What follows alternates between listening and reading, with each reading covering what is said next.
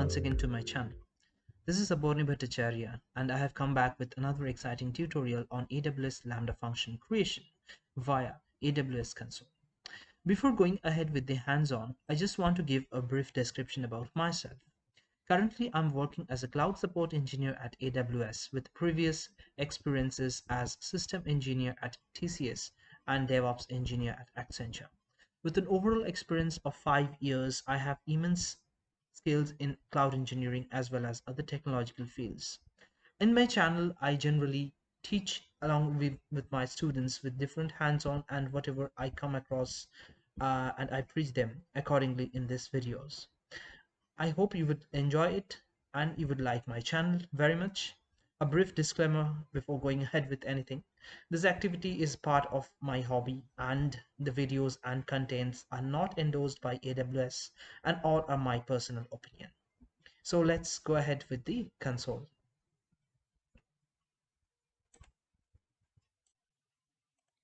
Yeah, coming to the hands-on part here. So once you log into the AWS Lambda console, you can see somehow you can land up to some page similar to this one, where you will find a different portion or panels here available. Recently visited ones and welcoming documents once for your help, and a cost usage and AWS health monitoring part here is also available. Without wasting time, I will go to our Lambda console. So in case you recently visited or any of these panels doesn't have a Lambda, so you can simply go here and search for Lambda. And once you click on this, you will land up onto the Lambda console. And here will have different options available over here. So first thing that I'm going to show you is the dashboard here. Here dashboard, you can see different parameters that would be available here if you have functions. Currently I don't have any, so I do not you will not able to find any of these matrices. So coming to this application panel here, this is for a serverless application repository. If you have, you can utilize that one to deploy your application. So basically your entire serverless stack would get deployed here. And you can get the feel of this application maybe in the later part. In some of the future videos, I'm going to show you how to create those applications here in the Lambda console. And our most important part here is the functions. So here what I'm going to demonstrate is a simple example how a Lambda function is getting created.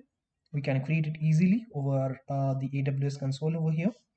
And there are other features as well, like code signing configurations in case you want your code to be signed, and so that a valid code that you have written only gets deployed into your Lambda environment.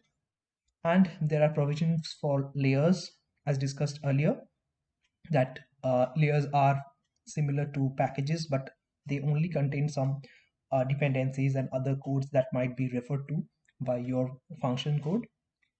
And there is another thing which is called another product which is known as step function state machines. Here you can orchestrate your different Lambda functions. If you have created, you can utilize that maybe in later part in your different use case that you have.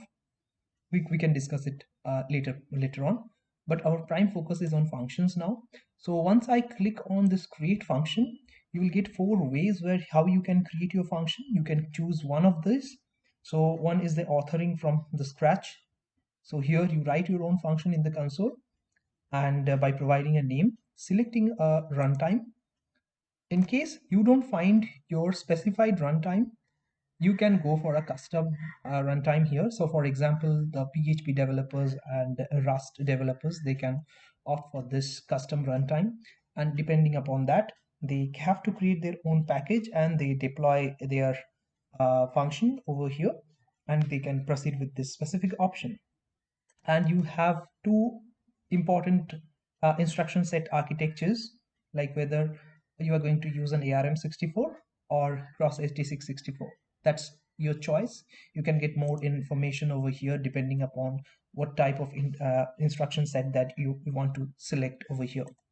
And if you come here, this permission section, this would basically create an execution role that your Lambda is going to assume while performing any other activities. For example, an S3 read or S3 put, you want to analyze what a specific object that has been put in one of the directory structures of your S3 bucket.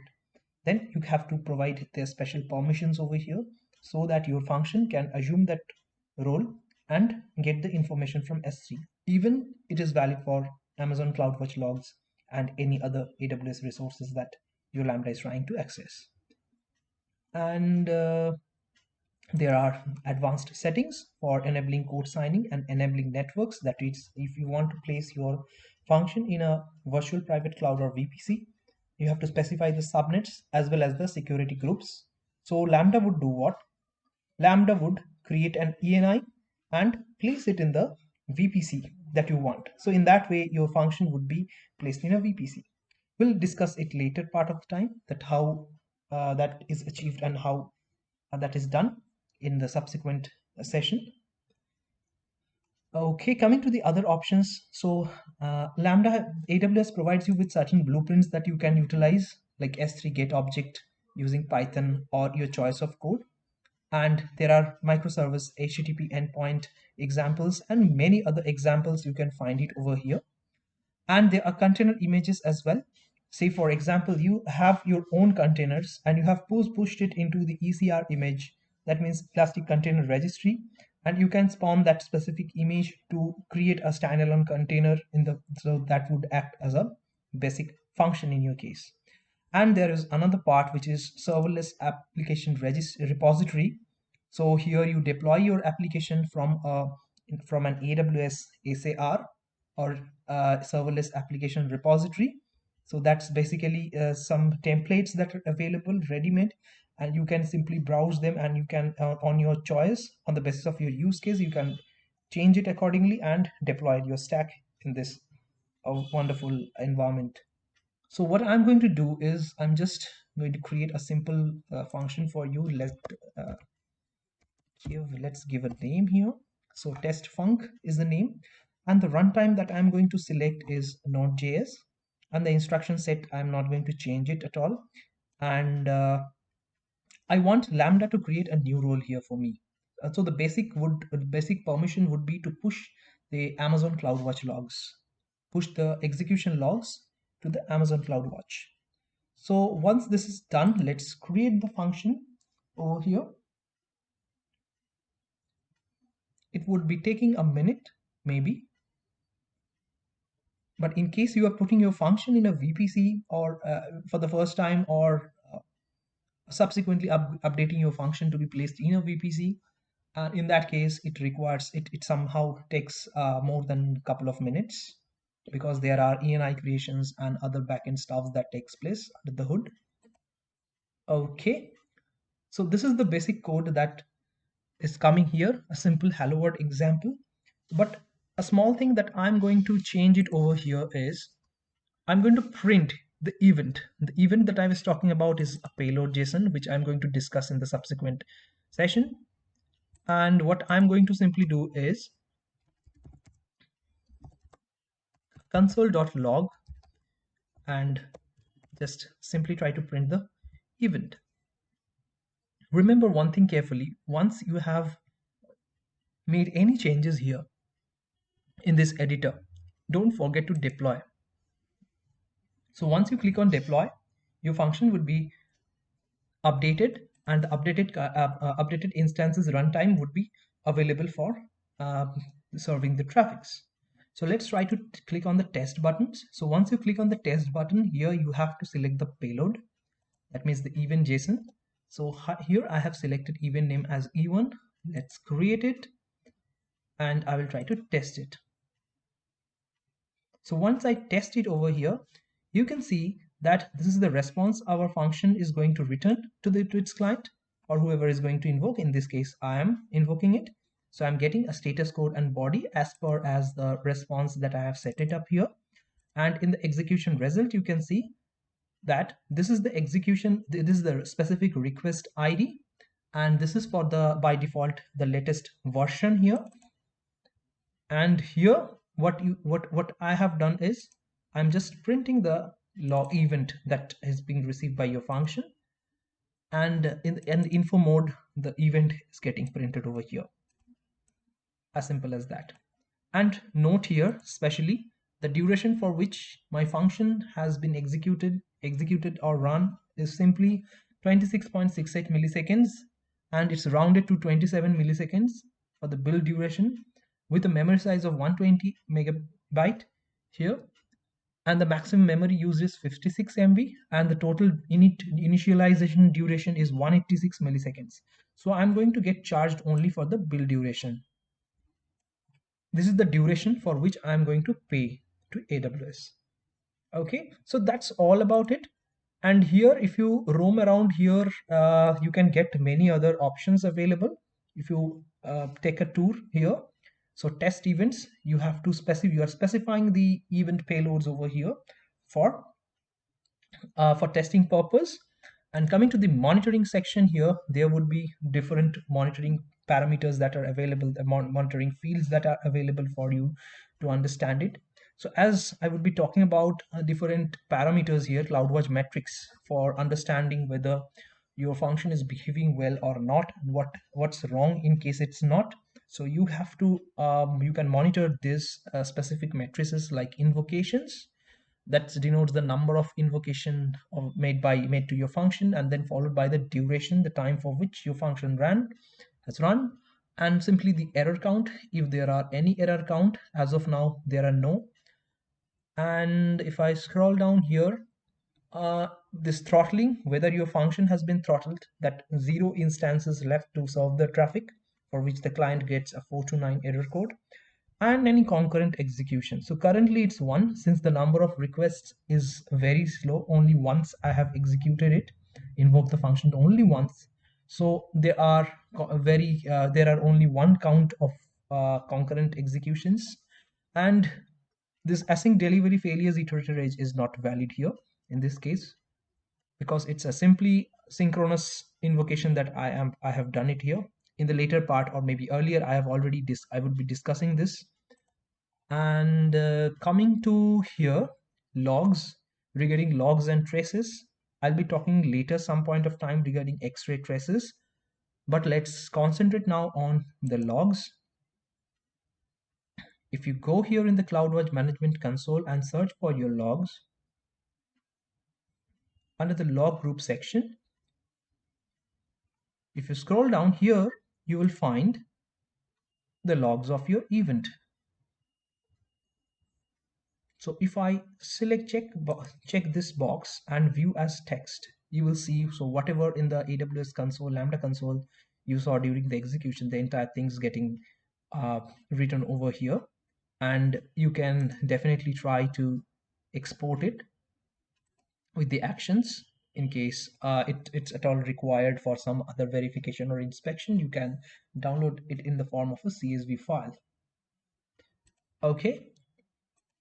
And coming to the configuration part, you can see that this is the generic configurations, like where you can increase the memory as well as the timeout sections over here. So if the timeout is more than 3 seconds, that means if the timeout configuration is set as 3 seconds and your execution time of your Lambda is more than 3 seconds, it's bound to fail. Coming to the important part, that is the memory. Memory is directly proportional to the CPU usage in this case in Lambda. So the higher CPU you want, a vCPU, if you want more vCPU, you need to increase the memory simply. That's all from the generic configuration. And here is the trigger section where you can set a specific trigger, that these are the event source or services, where you can set it over here simply, so that your Lambda gets invoked on account of a JSON payload received by your Lambda service. And here you have permissions. This is what I was talking about. These permissions here, you can see these actions are being allowed, and you can specify, like this is on the basis of by resource. I have the Lambda function, the Lambda service basically is showing it over here. And on the basis of actions, if you see, these are the actions, and these are the resources which are allowed. Okay, had it been denied, you would have seen here deny. And in resource based policy, you want to use here whether to add specific permissions so that these specific resource this specific clients, they would have permission, or from other account they would be able to access this specific Lambda function. You can change it over here accordingly. And there would be a destination. So whenever there is a trigger, there is also a destination for your function. I will be discussing it at a later point of time. Coming to the environment variables, in case you want to set some environment variables here, you can do it simply by clicking on the edit button. You have to add an environment variables, say A and the value as B. Once that is done, okay, it's very short, okay, ABC. Once that is done, you can even try to encrypt it. Either in the transit, you can encrypt it, and also at rest, you can do so with the help of the default KMS key, or you can bring in your own custom master key. And there are provisions for tags. You can tag your specific Lambda function accordingly, and here is the VPC configuration. In case you want to place your function in a VPC, you can also do it over from here. And there is monitoring and operations tools enabled here, like whether you want to in this monitoring section that we have discussed earlier here, whether you have this whether you want to actively trace it using X-ray, or enhanced monitoring you want to enable it, because by default logs and metrics are enabled. Okay, coming to the concurrency part. So by default in the US, since I'm using a Northern Virginia region, that is US East 1, the unreserved the concurrency limit for this region is 1000. So whenever I have not set any reserved concurrency for my, I'm not reserving any concurrency for my Lambda function, so it's going to use up this 1000 concurrency limit along with the other functions present in this specific region. So in case there is a scenario where you require more concurrency limit, you may reach out to AWS by creating a ticket with them. Okay, and coming to the provision concurrency, in case you want your functions to be available and warm all the time, to adjust the traffic, to have the traffic, to serve the traffic rather, and without observing any delay, you can do it by paying a separate price for concurrency. Okay, and there comes the asynchronous invocation. So in case the event source is an asynchronous type, sending events to your function, then it will try to, in case it's trying to send the event to the Lambda your Lambda function, and it's unable to process it, it will again, if it fails, it will again try to perform retry attempts over here. And in case even the retry attempts fail, you can configure a dead letter queue here, queue service as well. You can click on the edit button and set it accordingly. Select your queue accordingly, queues and topics. There is provisions for code signing. Won't be discussing it right now. That's very specific feature. You can look out in the documentation. And any databases proxies. Okay, so here you can click on the database proxies here, and whether you want to create a new database proxy or utilize an existing database proxy here. It's specifically for the RDS instances. You can do it from here. I won't be covering much on this, maybe later point of time, definitely. In case you want to mount any file systems, specifically EFS, Elastic File Systems, onto your function, you can do it from here. And in case you want to involve your function with a specific state machines, like for orchestration purpose, you can configure it from this specific section. Now coming to another important parts, which are called versions. Before going to analysis, I will go to versions definitely. So in case I want to publish this, by default, the function version is the latest. The $latest symbol is used. If you see the logs, here is the version. If you see $latest, that's the latest version. In case you want to take a snapshot of the specific function before making any changes, so that would be preserved, you can do it with the help of publish a new version. Let me publish a version here, and a meaningful name let me give it, and let's try to publish it. Once that is done, you will notice a significant change in the function ARN. ARN is basically an identifier. It's a resource number, that's used to naming. It's basically a naming convention that is used to identify a resource uniquely. So the last modified here, you can see 11 minutes back, I modified it and I invoked it, and I have shown you the logs. And here, this is the function ARN over here. And you can see with the colon 1, that's a specific version here of our functions available. You can play around with it. You can make a different configuration settings for this specific published versions.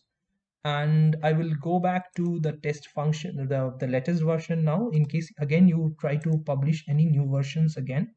So if I give a version description as 2, again another, okay, I won't be allowed because I have to make a changes in the code so that another version get published.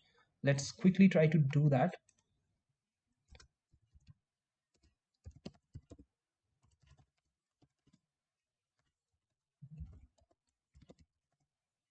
Okay, so this is done. I've deployed it and I have tested it. So see in the logs, I'm just printing, I've made a small change of simply printing a hello. So now I will again go to the versions and let's try to publish another fresh version, and it's optional. So once that is done, if you can see this is the identifier here now, test function 2. So that's the qualifier. Basically it's acting as an identifier to identify your specific resource or even the snapshots. So here if you see in the version section, there are two versions, 1 and 2, and the current copy that you are working would be the latest version. Coming to aliases, so in aliases what you can do is it's going to be act as an identifier to a specific version. So once you create an alias here, you provide a name, alias test, and you specify a version, whether the latest version that you want to point it to, or the version 2 or version 1. Even you can go ahead with a weighted alias. You can where you can shift the traffic on the basis of certain percentage between the two versions. I won't be creating any alias over here, so I would cancel it.